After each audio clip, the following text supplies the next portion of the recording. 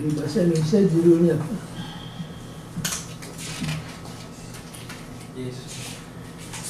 Yesus menunjukkan simpati. Yesus Menunjukkan simpati. menunjukkan simpati. Sekarang harus kita jabarkan dulu apa artinya simpati. Compassion.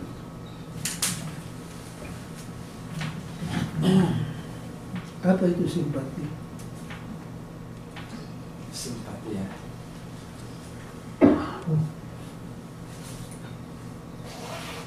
Belas kasihan. Turut merasakan.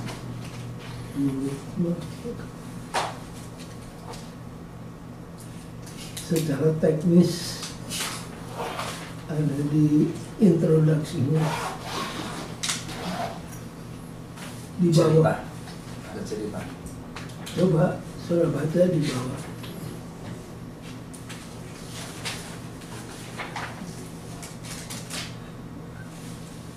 Simpati Berarti dengan rasa sedih. with pathos. Dan rasa sedih berhubungan dengan belas kasihan, kelembutan atau kesedihan. Understanding and care for Itu someone berarti else. bersama dengan seorang dalam cara yang mendalam. Kasih lagi aslinya. Ilustrasinya tentang apa? Tentang Anak umur 17 tahun Ya, bunuh diri. ya. Terus ada pikiran dalam lebih. Pendeta datang ke rumahnya. Apa yang dia buat? Dia menangis. Diam saja. menangis. Kita cenderung untuk apa? Konsol. Di sini pendeta, anggota, ketua seringkali berbuat blunder, kesalahan. Saya masih ingat waktu saya masih pendeta di rumah sakit Advent. Tiap hari kan harus melawat orang sakit. Waktu itu ilmu pengetahuan yang ada dari Unai, Homiletics, speech, pendeknya ilmu untuk berbicara dikuasai. Jadi kalau pasien sakit kita terus cenderung untuk apa? Berkhotbah.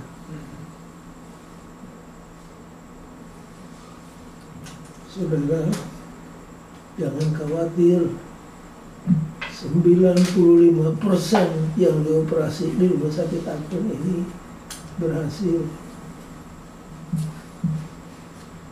Itu pasien pikir, nah kalau kita masuk yang di 5%,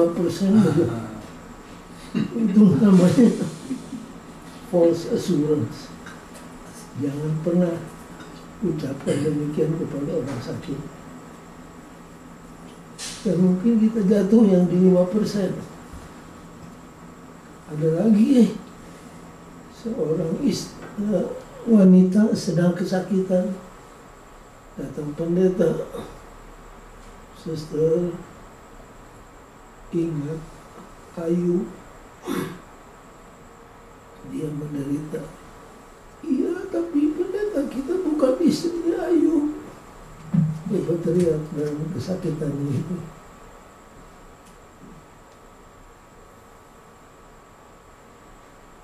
Simpati itu yang gimana? Apa kita berkhotbah, memberikan false assurance,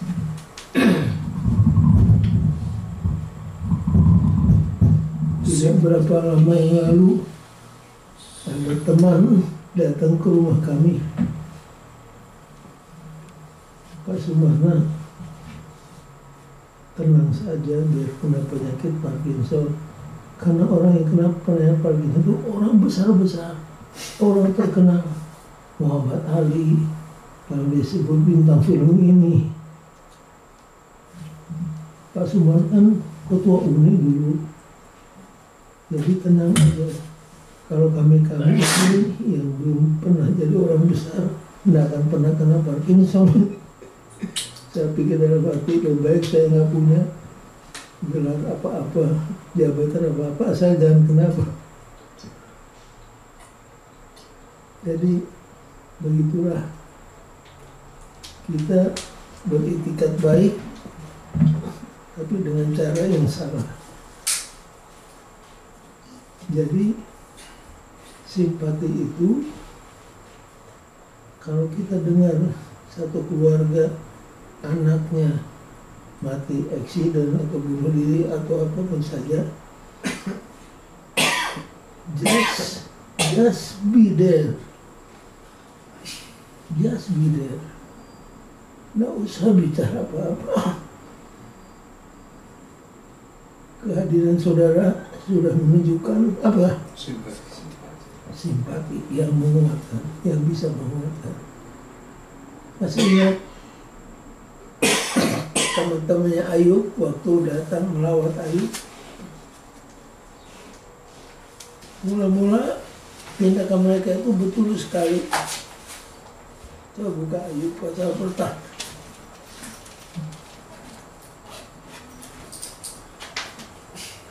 Apa yang dibuat oleh teman-temannya Ayub?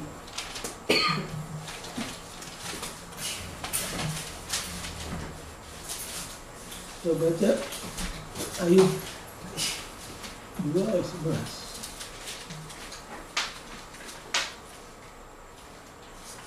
Ayub 2 ayat 11.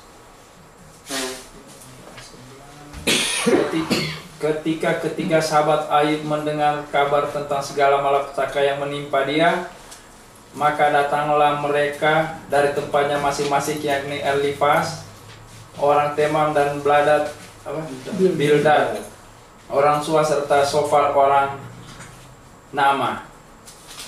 Mereka bersepakat mengucapkan berlangsungkawa kepadanya dan menghibur dia. Untuk apa? Menghibur. Terus baca terus. Baca ya terus. Ketika mereka memandang dari jauh, mereka tidak mengenalnya lagi. Lalu menangislah mereka dengan suara nyaring. Mereka mengoyak jubahnya dan menaburkan debu di kepala terhadap langit. Lalu mereka duduk bersama-sama dia di tanah selama 7 hari 7 malam. Seorang pun tidak mengucapkan sepatah kata kepadanya, karena mereka melihat bahwa sangat berat penderitaannya. Berapa hari mereka melawat? 7 hari. 7 hari. Apa yang belum buat? Sama-sama dengan dia. Tidak berkata sepatah kata. Kata-katanya. No, kalau kita ada di situ seminggu, sudah berapa khotbah keluar dari mulut kita. Makanya di dalam jurusan pastoral teologi ada mata kuliah yang disebut The Art of Listening. Seni untuk apa? Mendengar. Pendeta-pendeta harus diajar untuk jangan mau bicara. Pendeta punya second nature adalah apa? Bicara. Kalau bicaranya betul masih mendingan. Kadang-kadang memberikan false assurance, berkhotbah, lalu orang lagi kesakitan, sister, periksa, jangan-jangan ada dosa yang belum diampuni. Itu namanya apa? Judging people, judgmental, condemning people. Orang-orang seperti itu tidak menolong, kehadirannya malah menjadi apa? Lebih buruk. Nah, yang 3 ini tadinya sudah betul, diam, simpati. Tapi kemudian mereka buka mulut. Nah, waktu buka mulut inilah Jadi problem. Kenapa? Karena habis Ayub itu dikondem. Yuk, di mana ada orang benar menderita. Jadi yang menderita itu orang yang tidak benar. Sampai Ayub akhirnya berteriak dan mengeluh dan berkata, kamu ini adalah apa?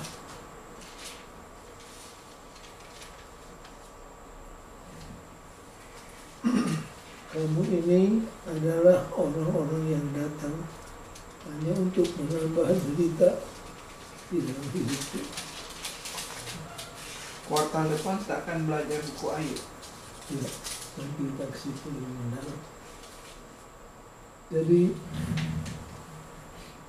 kalau kita merawat orang sakit, ingat yang paling penting adalah just be there. Just be there.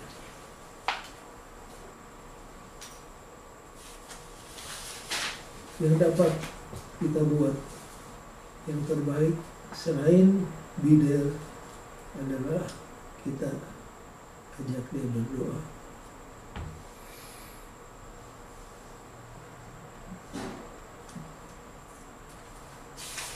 Kemudian kalau saudara baca di introduction, tidak lama kemudian Bapak berkata kepadanya betapa ia sangat menghargai apa pendeta yang sudah berbuat. Padahal pendeta hanya apa? Hanya diam di sana. Dia dan istrinya pada saat itu tidak memerlukan kata-kata, tidak memerlukan janji-janji, tidak memerlukan counseling. All they need right then and there was raw sympathy. Jadi kehadiran kita di situ itulah yang menguatkan dan menghibur. Jadi bagi kita ingat, karena kita kan sering keluarga di lumbung duka, kita datang, jangan sampai kedatangan kita menambah derita. Baik, di hari Minggu ini bicara tentang kontras antara modern science dengan Alkitab.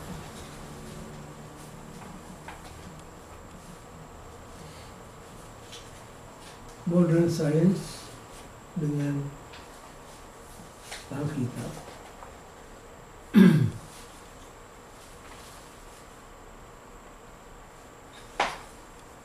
Kalau kita baca ayat-ayat yang 3, apa yang pelajaran apa yang kita bisa dapat tentang God's compassion terhadap orang yang jatuh dan hidupnya hancur berantakan. Coba kita buka Hakim-Hakim 2 ayat 16-18.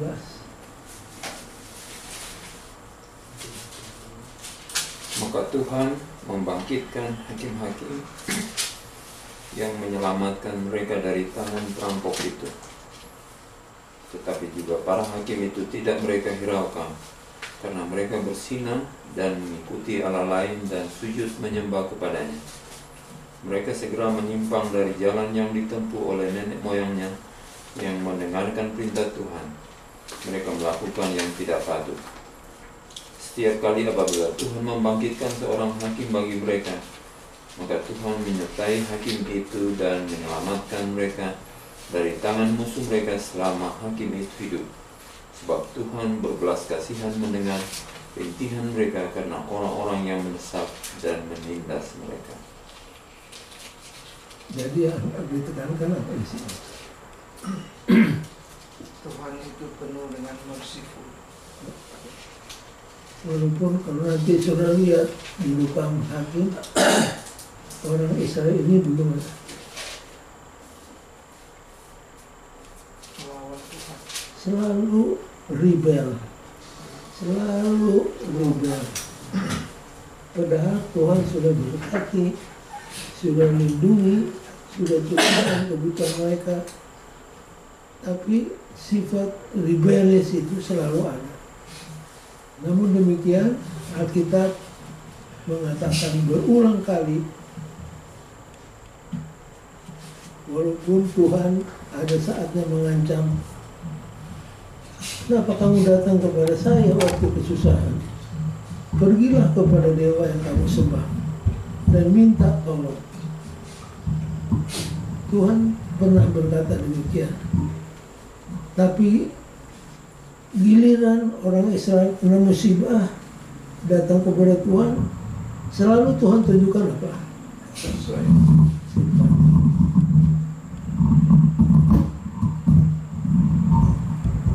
God's compassion toward the fallen and broken. Kita baca satu lagi, 2 Raja-Raja 13 ayat 23. Tetapi Tuhan mengasihani serta menyayangi mereka, dan Ia berpaling kepada mereka oleh karena perjanjiannya dengan Abraham, Ishak, dan Yakub. Jadi Ia tidak mau memusnahkan mereka dan belum membuang mereka pada waktu itu dari hadapan. Senada dengan yang di atas tadi, bahwa Tuhan selalu menunjukkan apa? Belas kasihan kepada orang berdosa. Nah, ini ayat-ayat diambil dari buku apa? Perjanjian Lama. Perjanjian Lama. Seringkali ada orang berkata, kalau Tuhan perjanjian baru sih penuh dengan rahmat. Tuhan perjanjian lama beda, Tuhan yang kejam. Tapi kalau baca ayat-ayat seperti Hakim-Hakim, Raja-Raja yang baru dibaca tadi, ternyata tidak demikian.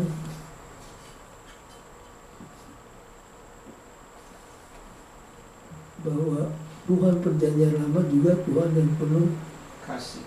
compassion bagi umat manusia.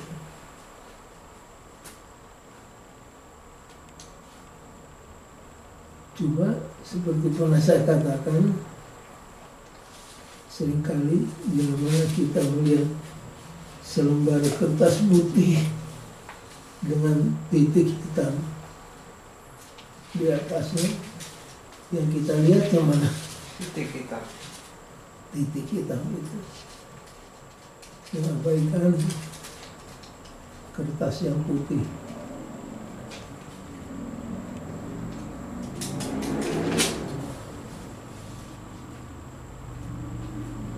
Baik, sampai di sini apakah ada pertanyaan? Kalau di perjanjian baru, Alkitab seringkali berkata, maka ini sebelum Yesus menyebutkan, maka apa? Tergeraklah. Tergeraklah. hati Yesus. Apa yang tergerak? Maka tergeraklah, Hati Yesus. and he moved With compassion. with compassion. Maka tergeraklah hatinya oleh apa? Belas kasihan. Nah, belas kasihan ini apa? Saya mau supaya jelas. Coba kita buka Matius pasal yang ke-9.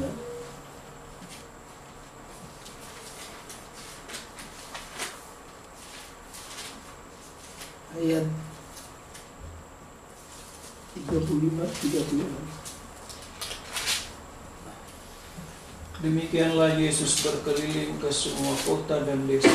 Ia mengajar dalam rumah-rumah ibadat dan memberitakan Injil Kerajaan Sorga serta melenyapkan segala penyakit dan kelemahan.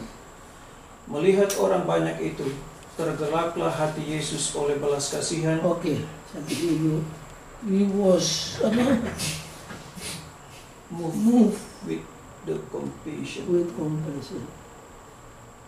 Dan kata compassion dalam bahasa Grekanya ini perlu dicatat oleh saudara. di margin Alkitab sudah tulis bahasa Grekanya splancna, S P S L A N C A N A, splancna, Spans. S P L A N C H N A. Apa itu? Nah, dalam bahasa Greka ini mengartikan seluruh organ tubuh kita. Jadi Yesus kalau tergerak oleh belas kasihan, jiwanya, hatinya, pikirannya, semua dirinya itu apa? Terpengaruh oleh apa yang dia lihat. Itu artinya compassion. Jadi seluruh jiwa kita, hati kita, pikiran kita terpengaruh oleh apa yang kita lihat. Sekarang Start with Christ, halaman 100. Boleh dibaca. Alinea terakhir. Paragraf terakhir di hari Minggu. His heart of love is touched by our sorrows, and even by our utterance of them. Nothing that in any way concern our peace is too small for him to notice. No calamity can befall the least of his children, of which our Heavenly Father is unobservant, or in which he takes no immediate interest. Artinya yang penuh kasih terjamah oleh kesedihan kita. Tidak ada sesuatu yang menyangkut yang kedamaian. concern our peace is too small for him to notice. Jadi masalah-masalah yang terkecil sekalipun selalu diperhatikan.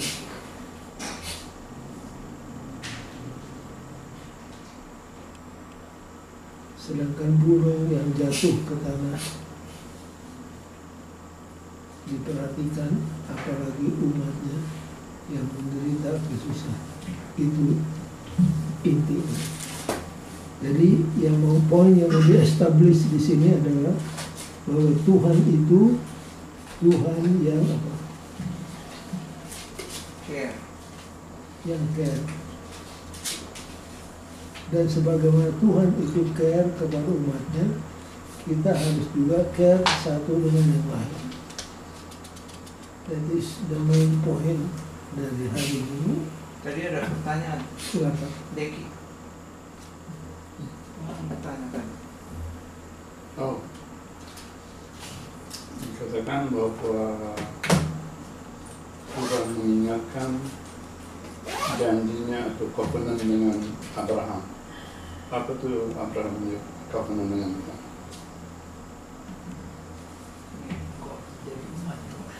Janji Tuhan dengan Abraham pertama kali diucapkan di mana?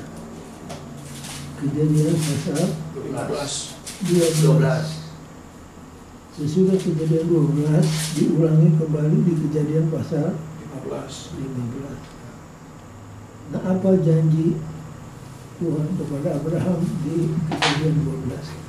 Itu kita bisa baca di pasal 12 ayat 1 sampai 3.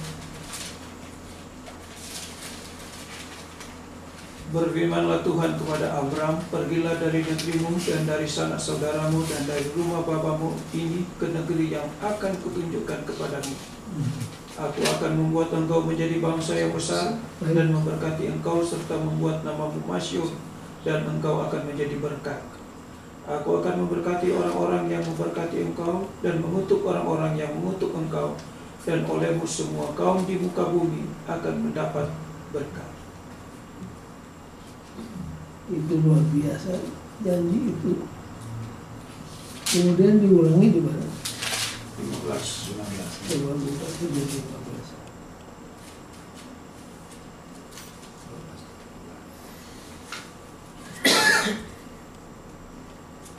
Kejadian pasal yang ke-15.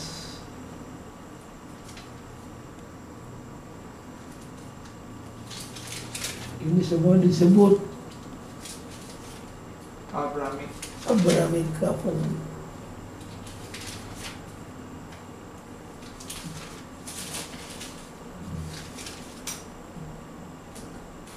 Apa janjinya?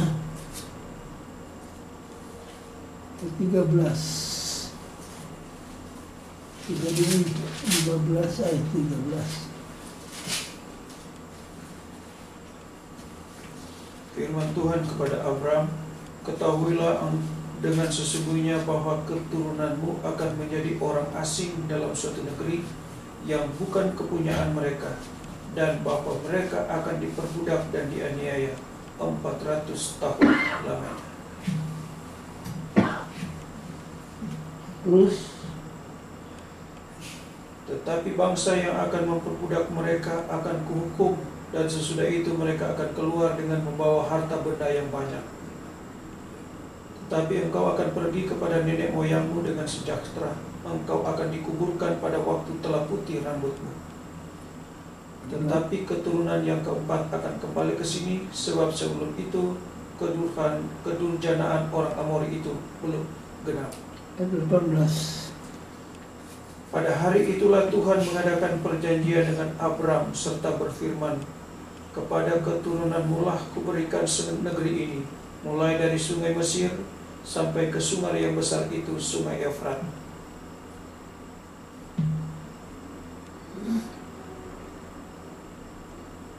Ini disebut Abrahamic Covenant. Bahwa Tuhan akan menjadikan mereka sebagai bangsa yang besar, dan mereka akan mewarisi tanah perjanjian itu. Dan kalau sudah pelajari sejarah apa yang dikatakan dalam pasal 15, ini menjadi kenyataan. Nah, dalam sengketa sekarang antara Palestina dan Israel, siapa yang menjadi pemilik daripada Palestina?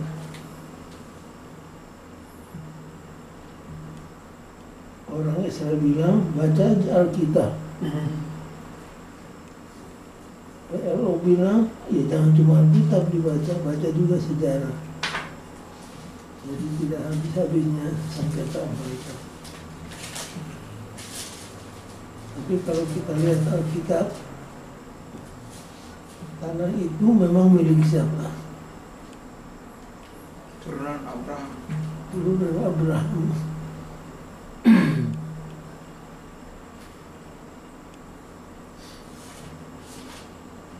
Presiden Carter, kalau saudara baca bukunya Whose Land is Palestine, Carter miring kemana? Israel. Arab. Arab. Ya, makanya orang Amerika kurang senang sama Carter. Carter. Alasan apa? Ya, itu baca sejarah. Karena Israel kan berdosa pada Tuhan, lalu mereka apa jadi? Ditawan. Tercerai-berai kemana-mana, sehingga Israel menjadi tanah yang tidak Bertuah.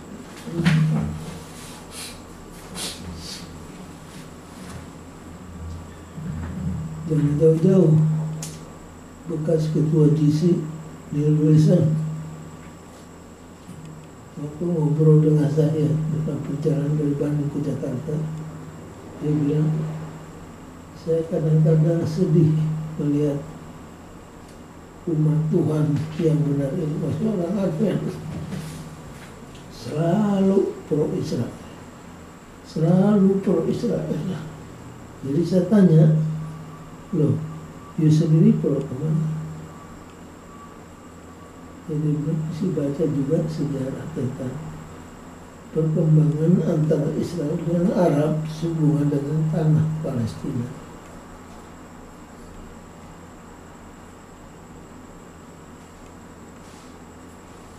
Jadi begitulah keadaannya. Kalau stick hanya kepada Alkitab, ya memang Israel yang punya. Tapi kalau ikuti perkembangan sejarah, Israel juga akhirnya menjadi bangsa yang agresor. Tidak beda seperti bangsa yang lain. Tapi karena kita sudah dididik dari kecil, Israel ada bangsa pilihan, Israel bangsa pilihan, kita keterusan tanpa berpikir. Jadi sama aja dengan orang Indian ya. Dia orang punya di Amerika. Iya. Kalau baca sejarahnya gimana? Semua orang Amerika itu adalah pendatang. Yang asli adalah siapa? India. Tapi keadaan menjadi terputar seolah-olah orang India, orang yang menumpang di Amerika. Dan ada satu waktu bila mana pendatang-pendatang ini menganggap hina orang-orang pribumi. Dulu kalau saudara tanya sama anak-anak Amerika yang pendatang, coba sebutkan nama-nama binatang yang ada di Amerika pada waktu permulaan datangnya orang-orang dari Eropa ke sini. Mereka sebut nama-nama binatang itu burung kalkun yang suka dipotong pada Thanksgiving, Indians. Mereka sudah diajar begitu, India itu apa? Binatang. Begitulah keadaannya.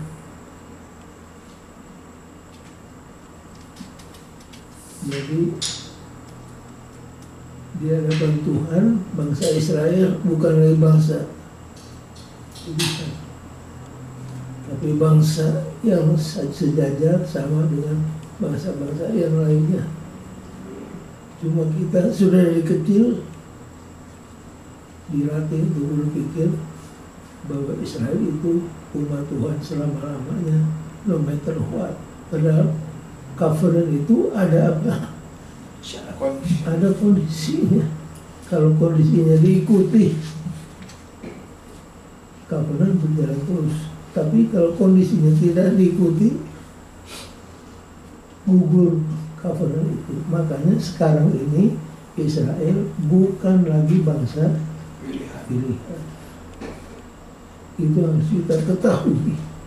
Israel bukan lagi bangsa pilihan. Mereka sama seperti China, Taiwan, Indonesia.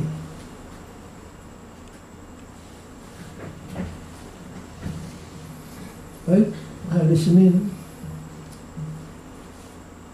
kalau saya tanya ayat mana yang tidak ada di sini yang seharusnya ada di bagian hari Senin.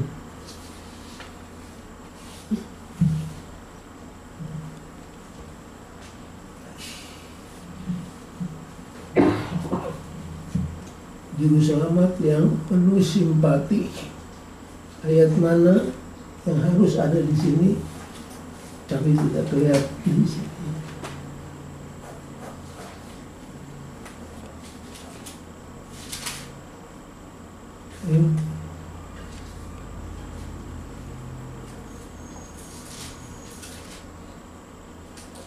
Kita buka Ibrani 4 ayat 15-16.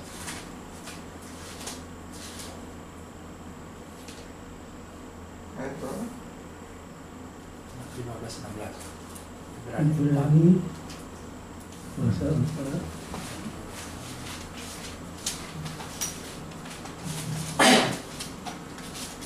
Karena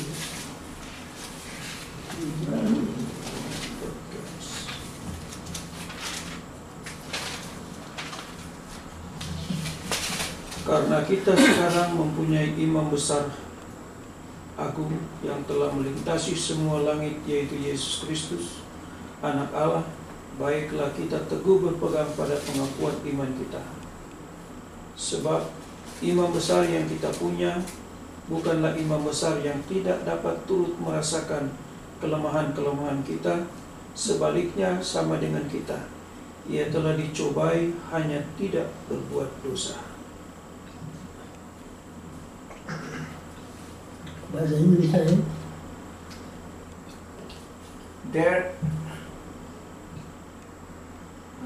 For we do not have a high priest who is unable to sympathize Itu lebih apa? with our weaknesses,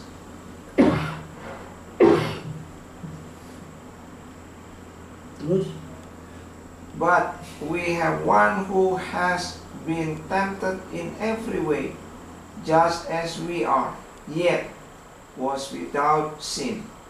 Let us then approach the throne of grace with confidence, so that we may receive mercy and find grace to help us in our time of need. judulnya apa di atasnya? Kedua ayat 14. Our compassionate high priest. Our compassionate high priest. Saya anjurkan ditambah itu ayat di our sympathetic savior.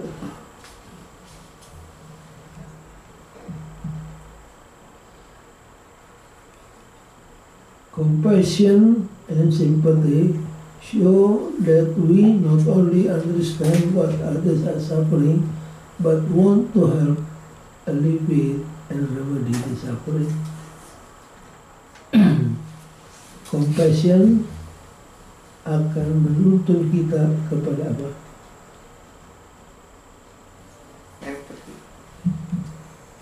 Action. Action. Yesus tergerak belas kasihannya, lalu dia sembuhkan orang itu. Yesus tergerak kasihannya, lalu kasih makan mereka yang lapar. Jadi selalu diikuti dengan apa? Action. Dengan compassionate action. Itu hari Senin. Jadi kita mempunyai seorang juru selamat yang mengerti keadaan kita, karena ia sudah berjalan seperti manusia di dunia ini.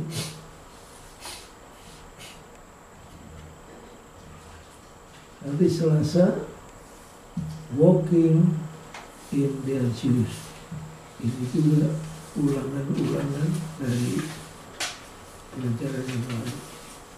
Mengingatkan kita kembali kepada dua perumpamaan. Yang satu acted parables, yang satu spoken parable. Tapi kedua-duanya berisi keterangan yang sejajar tentang Tuhan. The story of the Good Samaritan. Di sana sebelum orang Samaritan itu menolong orang yang terkapar di tanah luka-luka karena dirampok, Alkitab katakan orang itu orang Samaria itu was moved with compassion. Lalu anak yang hilang juga bapaknya moved with compassion.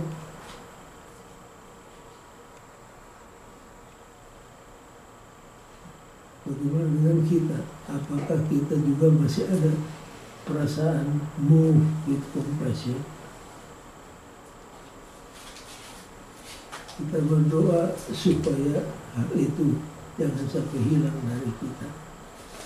Move with compassion.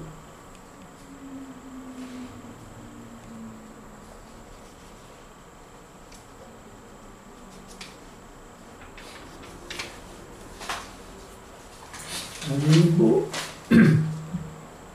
ini ayat terkenal karena ayatnya kalau kita teka-teki Bible Games, ayat yang terpendek di Alkitab adalah Yohanes 11 ayat 35. Jesus wept.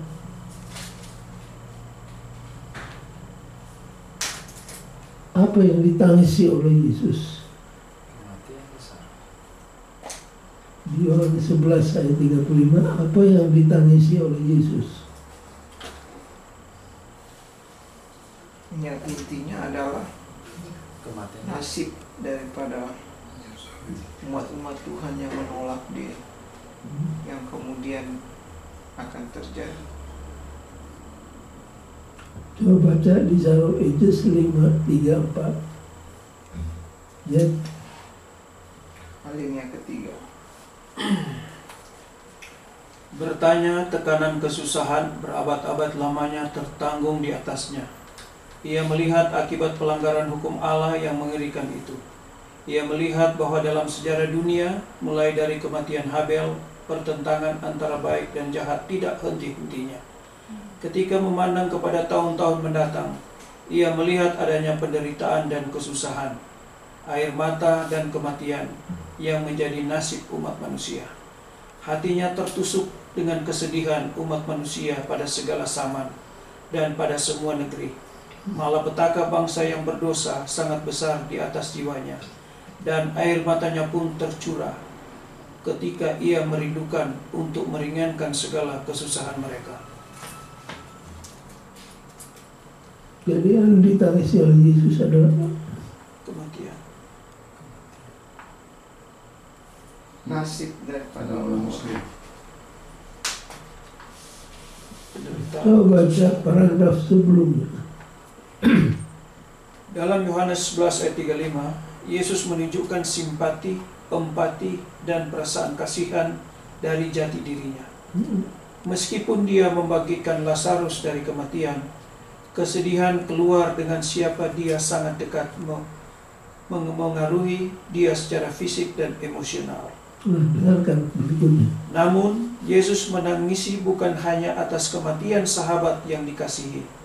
Dia melihat sebuah gambaran yang jauh lebih besar, yaitu penderitaan seluruh umat manusia karena kerusakan akibat dosa. Jadi Yesus menangis bukan hanya untuk siapa? Lazarus. Lazarus. Dia menangisi Penderitaan seluruh umat manusia ya, karena kerusakan akibat dosa. jadi Yesus ini seorang yang sangat sensitif.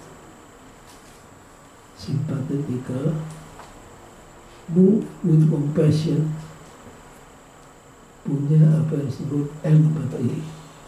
Bukan cuma simpati, tapi empati. Dia tempatkan dirinya di tempat orang yang dia kasih. Yang terakhir, another kind of comforter.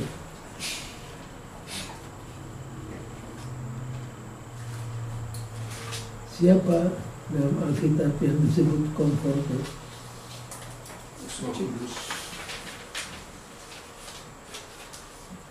Apa artinya comforter dari segi bahasa?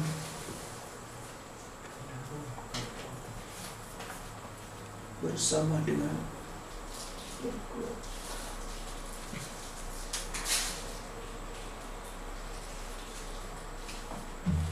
Roh Kudus dalam bahasa Grekanya apa?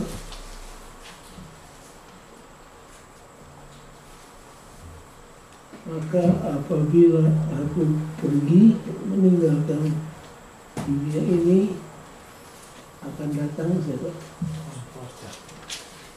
Comforter. Kalau dalam bahasa Grekanya apa?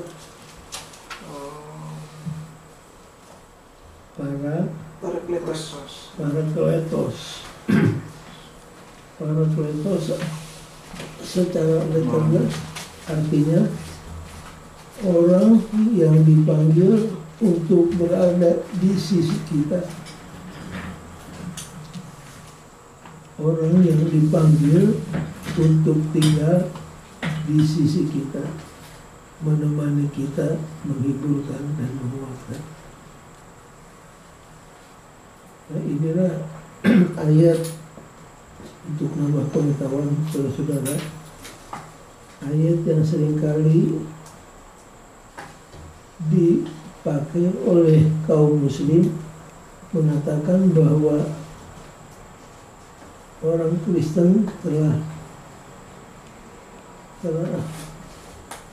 mengubah kata parakletos itu yang seharusnya adalah parakletos. Parakletos ini menurut orang Islam artinya yang terpuji. Lalu mereka katakan cari dalam sejarah orang-orang besar yang hidup zaman dulu, nama siapa yang artinya terpuji? Muhammad. Jadi dengan kata lain, kalau Yesus pergi meninggalkan dunia ini, penggantinya adalah siapa? Muhammad. Dan orang Islam mengatakan orang Kristen sudah putar balik parakletos menjadi parakletos. Itu just for your information. Tapi di sini penghibur itu dalam bahasa Biblikanya adalah orang yang dipanggil untuk berdiri di samping kita, untuk menguatkan, menghiburkan akan umatnya.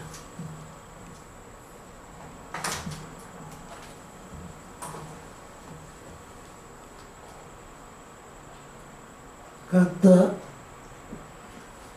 comfort datang dari bahasa Latin. Com artinya bersama, ditambah dengan fortis. Jadi kalau dikombinasikan jadi apa? Menguatkan. Com together plus fortis strong.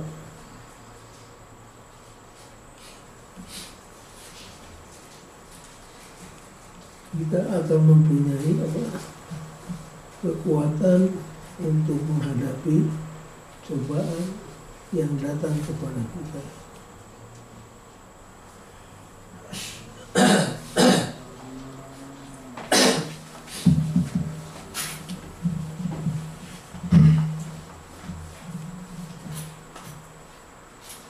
Itulah yang hendak dimukakan oleh penulis Kolosal ini.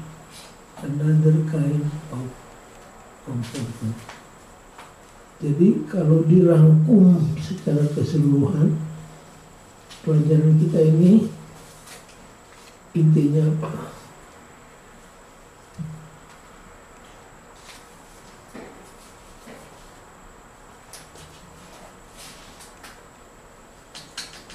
Bahwa Tuhan kita, baik menurut catatan Perjanjian Lama atau Perjanjian Baru, adalah Tuhan yang selalu menunjukkan compassion.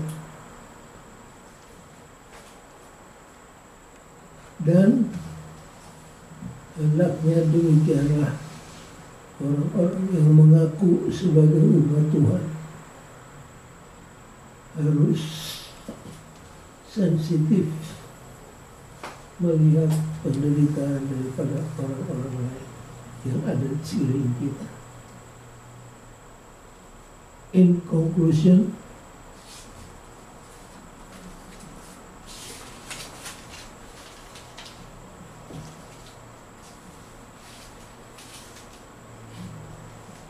nomor 1, bacain please. In his ministry, Jesus showed us how to show sympathy by being gentle and kind, listening and hearing. Jadi maka di dalam pelayanannya Yesus menunjukkan bagaimana untuk menunjukkan simpati dengan cara lemah lembut and kind, listening and healing. Jadi kali berikutnya saudara merawat orang yang sakit, apalagi dalam keadaan serius, ingat, just be there. Itu akan memberikan kekuatan kepada keluarga yang sedang menderita. Tidak perlu berkhotbah, tidak perlu memberikan janji-janji yang mulut, apalagi judging the people. Jangan sampai kedatangan kita ke samping orang sakit, orang berduka itu bukan menghibur, malah apa? Menambah penderitaan mereka. Diam aja ya. Just be there. Just be there. diam and action. Yesus kan selalu begitu.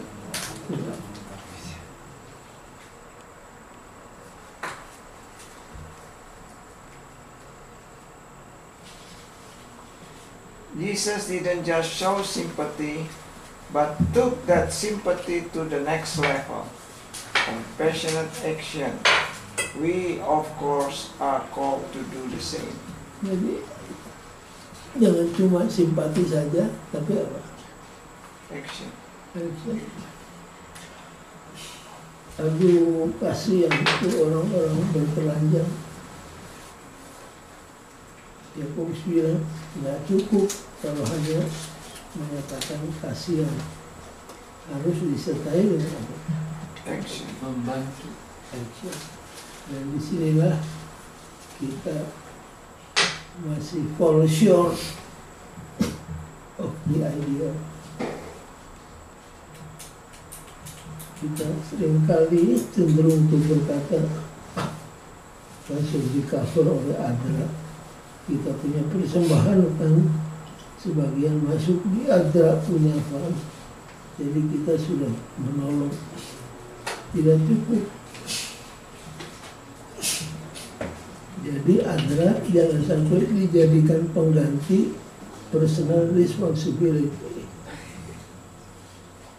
Bagus ada Adra secara lembaga akan dikenal oleh Adra. Tapi dalam kenyataan hidup tidak cukup bergantung kepada Adra. Kita harus menjadikan menolong orang penderita itu sebagai personal responsibility. Showing sympathy and comfort is art. Showing sympathy and comfort is an art.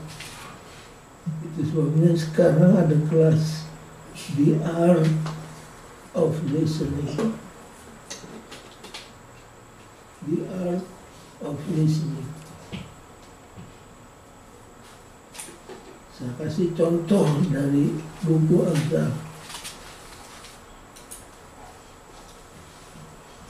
Saya kutip Alkitab salinan zaman dulu, zaman yang disebut Klinker.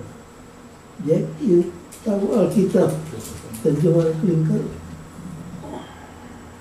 Itu kalau sudah baca seringkali ayat-ayatnya lebih pas daripada yang ada sekarang, walaupun tidak semuanya. Misalkan saja dosa itu adalah apa? Keadaan durhaka. Itu salinan Klinker berikan. Sekarang diganti menjadi Pelanggaran hukum. Nggak cukup. Dosa itu bukan sekedar pelanggaran hukum yang bisa dilihat, tapi dosa itu not only an action tapi a state, satu keadaan.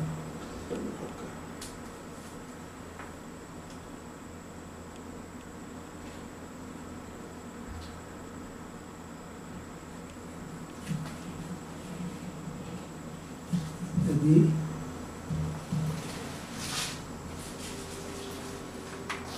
Misalnya Twitter, kalau kamu terus bicara sebelum mendengar betul, namanya apa?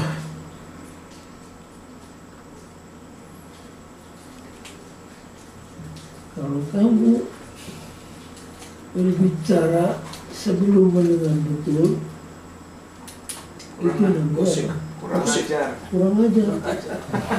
Itu di sana Twitter tuh begitu. Dulu kalau kita baca, nah yang suka baca ini Alkitab, Pendeta Donsu. Saya nggak tahu saudara pernah kenal Pendeta Donsu. Pendeta Donsu itu selalu pegang Alkitab lingkar.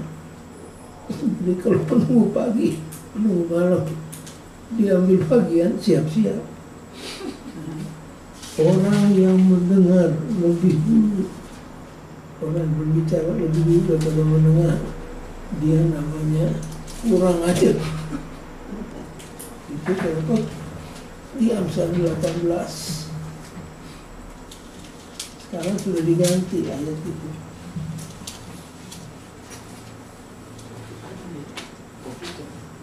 Ya,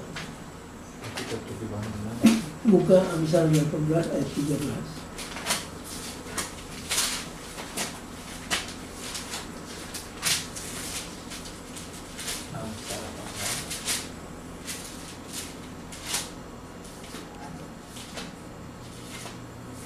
He who answers before listening, that is fully and is safe. Itu sudah dipenuhi. Siapa yang menjawab lebih daripada mendengar dulu, dia adalah bodoh. Kalau Alkitab yang lama kurang menjawab. Ayat 17.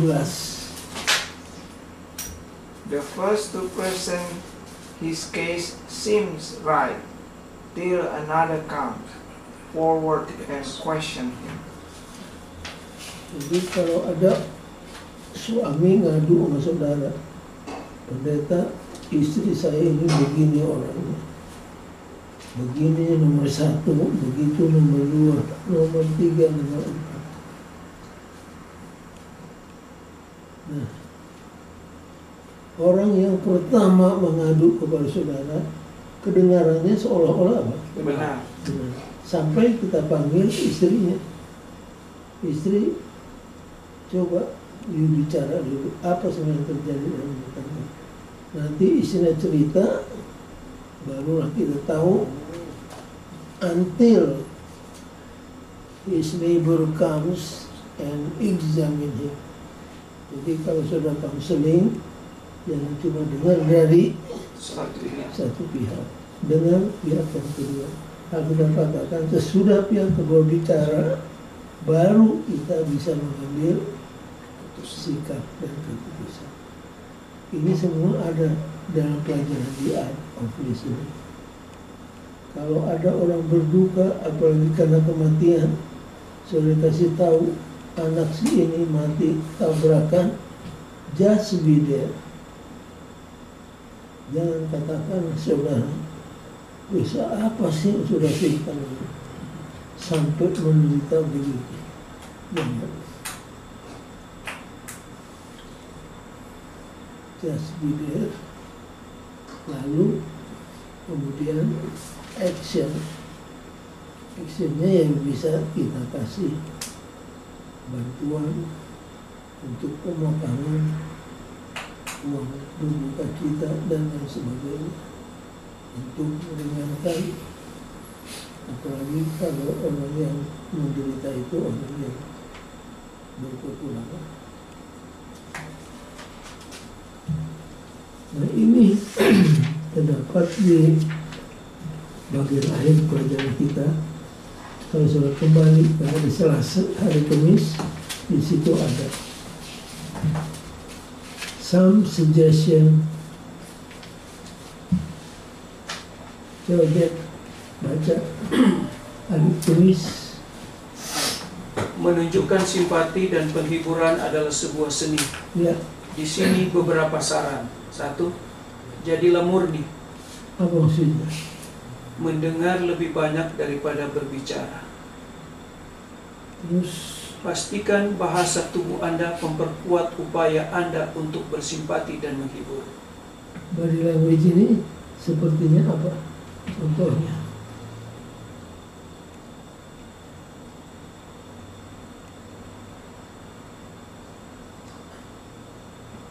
Kita menangis.